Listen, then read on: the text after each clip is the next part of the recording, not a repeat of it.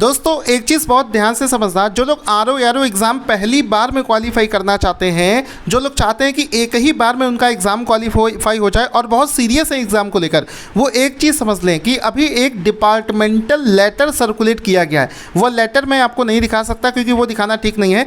तो देखिए, letter circulate करते ही आज की डेट में ये नोटिस भी आ गया है। अभी है जुलाई का महीना और जुलाई में ही ये देखो नोटिस लिखा आया है कि आरओ एआरओ की जो इक्विवेलेंट ओ लेवल के इक्विवेलेंट की जो प्रेफरेंस थी, मतलब समकक्षता थी, उसका विवाद अब समाप्त हो चुका है। आज के पेपर में अगर आप देखोगे तो ये साफ साफ लिख के आया है कि समकक्ष अहर्ता का जो विवाद था, देखो साफ साफ लिखा है, समकक्ष अहर्ता का जो विवाद है वो समाप्त हो चुका है और भर्तियों का रास्ता अब बिल्कुल साफ हो चुका है। किसी भी दिन आरओ एआरओ का नोटिफिकेशन आ सकता है। अभी जुलाई का महीना है, आपके पास में 3 से 4 महीने भी मिल गए ना, तो बड़ी आराम से आपकी पूरी तैयारी हो जाएगी। इस वीडियो को अगर आप पूरा देख लोगे तो पूरी स्ट्रैटेजी बताई गई है कि मात्र 3 से 4 महीने में आप पूरी तैयारी कैसे कर सकते हैं, वो भी अच्छे तरीके से। तो यहाँ पर देखो साफ साफ देखो नोटिस में क्या लिखा है, क्योंकि ये आपके लिए फाइनल मतलब चांस होगा। इसके बाद में अगर आप बैच ज्वाइन करते हो तो आप बहुत लेट हो जाओगे। इसमें देखो साफ साफ लिखा है, मैं आपको जूम करके पढ़ा देता हूँ। ये देखिए इसमें देखो साफ साफ लिखा है, आज के पेपर में आप देखोगे तो ये आया भी होगा। और देखो साफ साफ लिखा है कि ओ लेवल के इक्विवेलेंट कौन कौन सी डिग्री मानी जाएगी, उसके लिए लिखा है शासन ने स्थिति स्पष्ट कर दी है।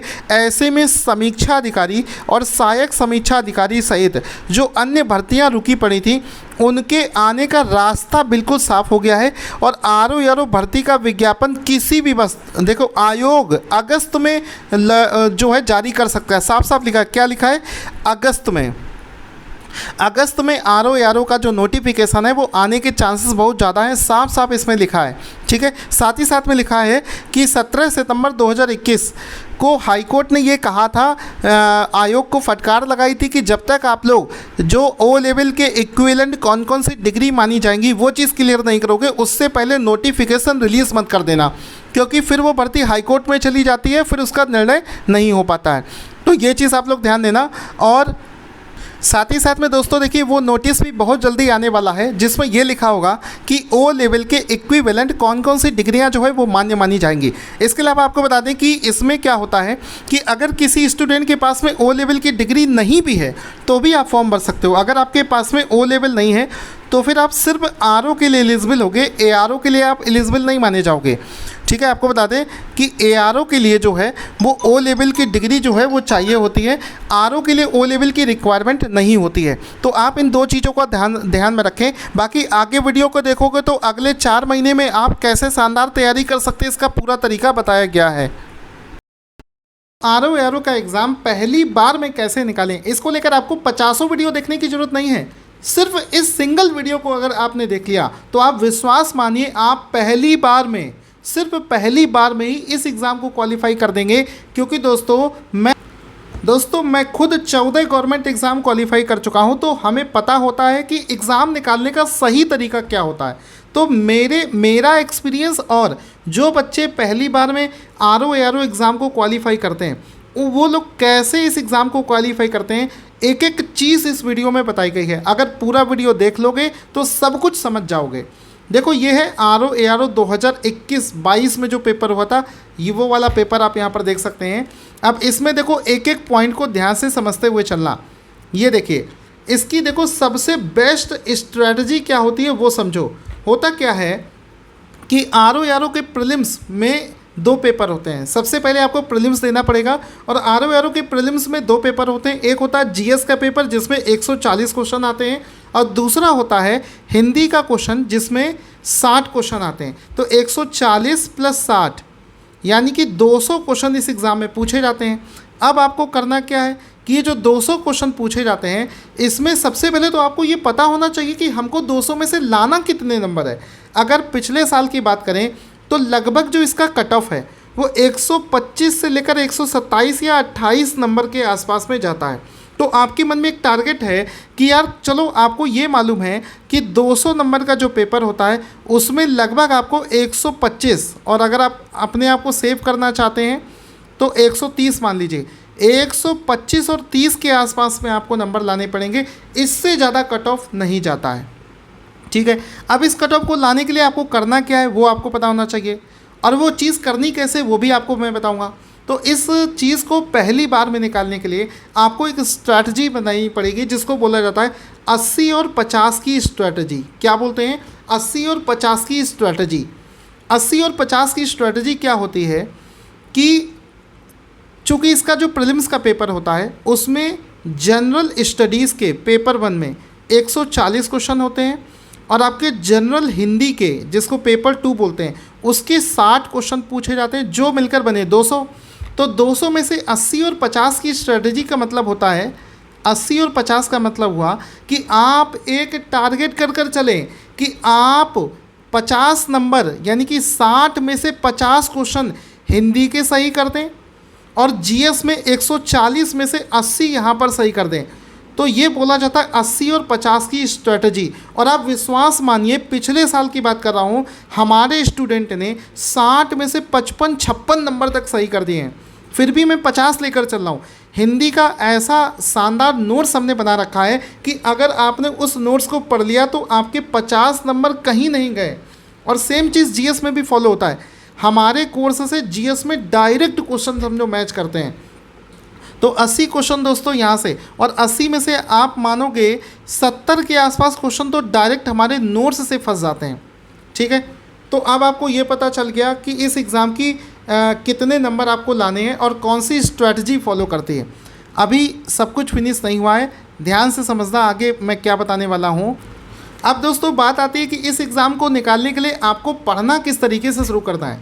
देखिए, पढ़ने का मतलब ये नहीं होता है कि एक तरफ से आपने सिलेबस को पढ़ना शुरू कर दिया, क्योंकि अगर आप एक तरफ से सिलेबस को पढ़ोगे तो आप विश्वास मानिए आपको बहुत ज़्यादा पढ़ना पड़ेगा, और उतना ज़्यादा ना तो आप पढ़ पाएंगे, और अगर आपने पढ़ भी लिया तो आप उसका रिवीजन नहीं कर पाओगे। इतना ज़्यादा पढ़ने की ज़रूरत नहीं होती है, स्मार्ट स्टडी करने की ज़रूरत होती है। दोस्तों, चूँकि मैं ऑलरेडी सेलेक्टेड हूँ, इस वजह से हम लोगों को ये मालूम होता है कि कौन से सही तरीके से पढ़ने से आपका एग्ज़ाम निकलेगा।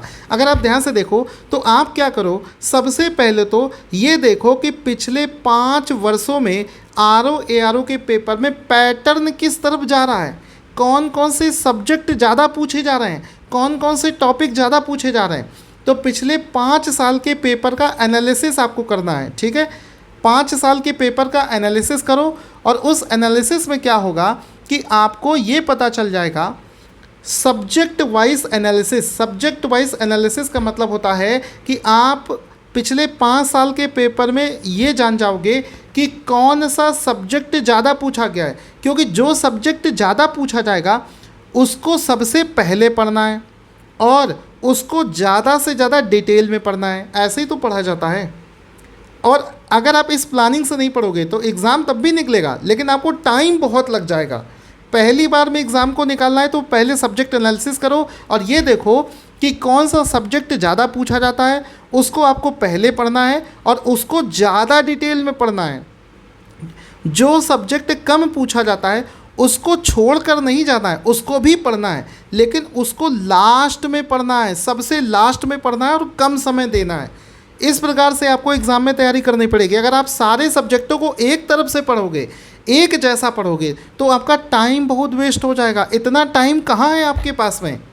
और दोस्तों ध्यान से समझिए कि जब आप अपने खुद से इन सब चीज़ों को पढ़ोगे तो बहुत ध्यान से पढ़ना, लेकिन अगर आप हमारे बैच से पढ़ाई करते हो तो उसमें हमने अपना पूरा कोर्स बनाया ही इस तरीके से है कि जो सब्जेक्ट पिछले सालों में ज़्यादा पूछे गए हैं उसको ज़्यादा पढ़ाते हैं और पहले पढ़ाते हैं। तो वहाँ से भी आप पढ़ सकते हैं। अगर मैं आपको दिखाऊं तो पिछले साल का जो पेपर हुआ था यूपी पीसीएस आरओ एआरओ 2021 का सब्जेक्ट वाइज एनालिसिस अगर आप देखें तो देखो ये पूरे सारे सब्जेक्टों का 140 क्वेश्चन कौन कौन से सब्जेक्ट से पूछे गए उसका एनालिसिस है। अब जब आप इसका तैयारी करना शुरू करेंगे तो सबसे ज़्यादा देखो कि यहाँ पर 36 क्वेश्चन दोस्तों पूछे गए हैं करंट अफेयर्स से। यानी कि आपके मन में एक चीज़ आ गई कि यानी कि सर हमको करंट अफेयर्स बहुत अच्छे से कर जाना है। और दोस्तों आप विश्वास मानिए 36 में से 35 क्वेश्चन जो हैं, 36 में से 35 क्वेश्चन हमारे नोट्स से डायरेक्ट फंसे हैं। जिसको ये चीज़ नहीं विश्वास हो रहा है वो इस वीडियो के डिस्क्रिप्शन में मैंने एक प्रूफ वाला वीडियो भी डाल रखा है, जिसमें मैंने एक एक क्वेश्चन को मैच कराया है। इंडिया की कोई भी कोचिंग ऐसा सबूत नहीं देगी जैसा मैं सबूत आपको दे रहा हूँ। एक एक क्वेश्चन मैच कर रहा है जो एग्ज़ाम में पूछा गया। अब चूंकि करंट अफेयर्स के क्वेश्चन 36 पूछे गए हैं, तो आपको ये पता चल गया कि मुझे अगली बार जब पेपर देना है तो करंट अफेयर्स पर विशेष रूप से ध्यान देना है। इसके बाद में देखो ज्योग्राफी से 26 क्वेश्चन पूछे गए हैं, यानी कि आपको जब जीएस पढ़ना शुरू करना है तो सबसे पहले ज्योग्राफी को पढ़ो, ज़्यादा डिटेल में ज्योग्राफी को पढ़ो, क्योंकि इससे लगातार पिछले 3 साल में 26, 25, 22 इस तरीके से क्वेश्चंस पूछे गए हैं। उसके बाद में आप देखोगे तो जनरल साइंस के 19 क्वेश्चन पूछे गए हैं, ठीक है। और ये जो एनालिसिस है, ये एनालिसिस आपको कहीं मिलेगा नहीं। इस एनालिसिस के साथ में जब आप एग्ज़ाम की तैयारी करोगे तो ऐसा तो हो ही नहीं सकता कि आप पहली बार में इस एग्ज़ाम को ना क्वालिफाई कर पाओ। अगर आप हिस्ट्री के देखें तो 15, 8, 8, 5, 13, 23 क्वेश्चन आपके हिस्ट्री से पूछे गए, ठीक है। इसके बाद में पॉलिटी से 10 क्वेश्चन पूछे गए, पॉपुलेशन से 3 पूछे गए। स्पेशल नॉलेज जो यूपी स्पेशल होता है, यूपी स्पेशल के 19 क्वेश्चन एग्ज़ाम में पूछे गए हैं। इसके बाद में आप देखोगे रीजनिंग के 15 क्वेश्चन एग्ज़ाम में पूछे गए, ठीक है, 15 क्वेश्चन एग्ज़ाम में पूछे गए। मिसलेनियस से 5 पूछे गए और 140 क्वेश्चन जाकर यहाँ पर हो जाते हैं। तो यहाँ पर आपको एक आइडिया लग गया कि मुझे कौन सा सब्जेक्ट पहले पढ़ना है और कौन सा बाद में पढ़ना है। इसमें एक चीज़ आपको ध्यान देनी है कि चूँकि दोस्तों RO का पेपर अगर आप देखोगे कि लास्ट 5 ईयर का पेपर आपको एनालिसिस करना है तो आप पाओगे कि RO पिछले 5 साल लगातार तो हुआ नहीं है। 2017 में सबसे लास्ट में हुआ, मतलब अभी लेटेस्ट में 2021 में हुआ है, उससे पहले 2017 में हुआ था। तो अब आपको क्या करना है कि चूँकि RO का एग्ज़ाम जो है वो यूपी PCS करवाता है, ठीक है, यूपी PCS एग्ज़ाम को कंडक्ट करवाता है। तो आपको यूपी PCS के पिछले 5 वर्षों के पेपर को देखकर एनालिसिस करना है। RO के पेपर को देखकर एनालिसिस नहीं करना है, क्योंकि वो तो 2021 में हुआ है और उससे पहले 2017 में हुआ है, लेकिन उसको देखने की ज़रूरत नहीं क्योंकि उस समय बहुत आसान क्वेश्चन पूछे जाते थे। चूँकि इसको यूपी PCS करवाता है, यूपी PCS जैसा ही है, तो आपको यूपी PCS के पेपर की एनालिसिस करके अपनी प्लानिंग बनानी है। तो यहाँ पर आप देख सकते हो कि यूपी PCS 2021 और यूपी PCS 2022 में जो क्वेश्चंस पूछे गए वो कौन कौन से सेक्शन से पूछे गए। तो यहाँ पर आप देख सकते हो हिस्ट्री के 2021 में 20 और 16 में 22 क्वेश्चन पूछे गए। इसी तरीके से ज्योग्राफी के 18 और 15 क्वेश्चन, एनवायरनमेंट के 9 और 2022 में 25 क्वेश्चन।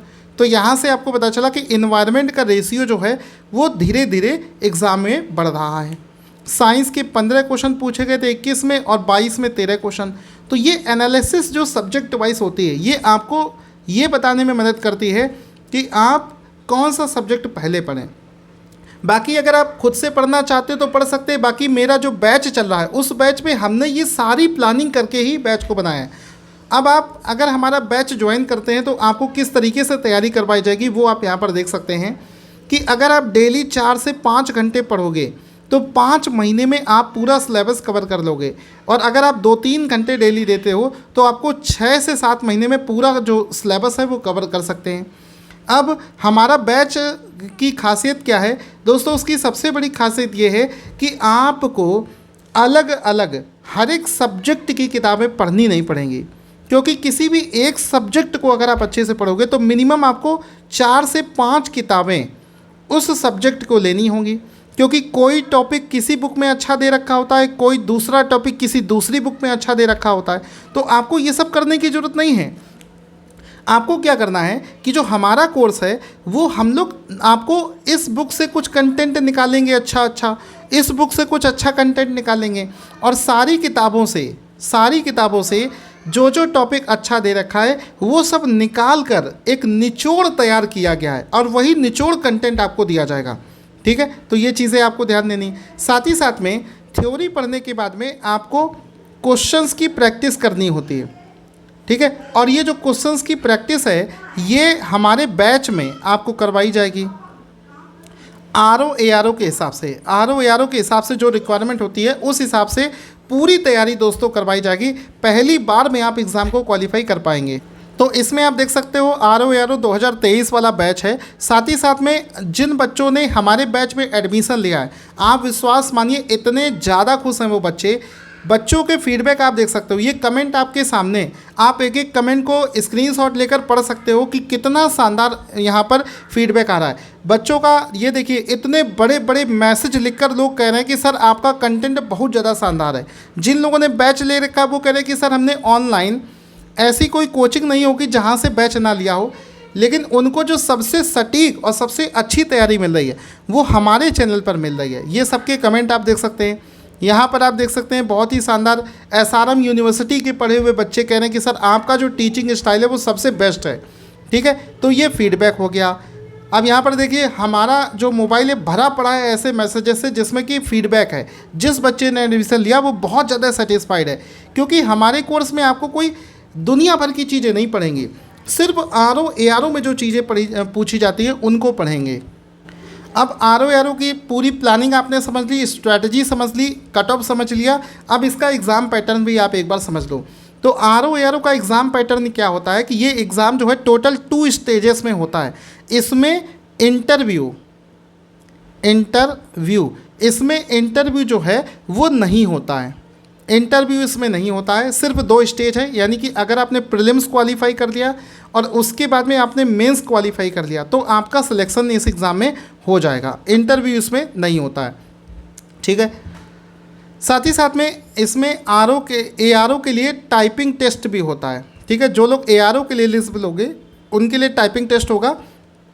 RO के लिए टाइपिंग टेस्ट जो है वो एग्ज़ाम के समय पर नहीं लिया जाता है।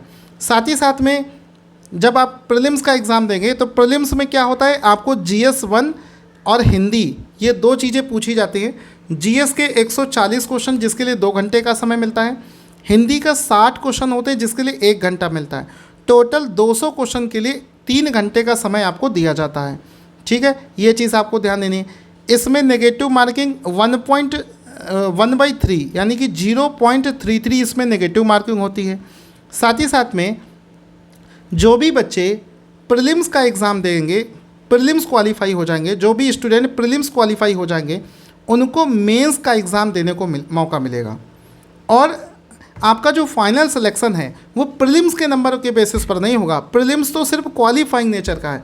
आपका जो फाइनल सिलेक्शन है वो मेंस में आपके कितने नंबर आते हैं उस बेसिस पर किया जाता है। प्रीलिम्स के हिसाब से आपका सिलेक्शन नहीं होगा। ठीक है, इसके बाद में जब आप प्रीलिम्स क्वालिफाई कर लोगे तो हमारे यहाँ पर आपको मेंस की शानदार तैयारी करवाई जाएगी। यहाँ पर आप देख सकते हो मेंस का सिलेबस देख सकते हो। मेंस में बेसिकली 3 बड़ी बड़ी चीज़ें आती हैं। General Hindi, general studies GS 120 question होते हैं, 120 नंबर के 2 घंटे का समय मिलेगा। दूसरा पेपर आता है जनरल हिंदी एंड ड्राफ्टिंग। इसमें पार्ट 1 कन्वेंशनल होता है 100 नंबर का, और part 2 general vocabulary objective type होता है 60 नंबर का। साथ ही साथ में आपको हिंदी का एक ऐसे भी लिखना होता है 120 मार्क्स का। तो ये मेंस का सिलेबस है। जब आप मेंस क्वालिफाई कर लेंगे तो मेंस के नंबर के बेसिस पर आपका फाइनल सिलेक्शन कराया जाएगा। इसके अलावा दोस्तों जितना अभी तक पढ़ाया है वो बिल्कुल एग्ज़ाम में फंस कर आता है। तो जितने भी लोग चाहते हैं कि जितनी भी प्लानिंग मैंने इस वीडियो में बताई है उस प्लानिंग से अगर आप पढ़ोगे तो पहली बार में आपका सिलेक्शन हो जाएगा। और जो लोग हमारे बैच को ज्वाइन करना चाहते हैं वो मेरे इस वीडियो के डिस्क्रिप्शन में मोबाइल नंबर होगा, मैं स्क्रीन पर लिख भी देता हूँ 7238969297 इस नंबर पर कॉल करके आप हमारे बैच में एडमिशन भी ले सकते हैं। Thank you so much guys इस वीडियो को पूरा देखने के लिए।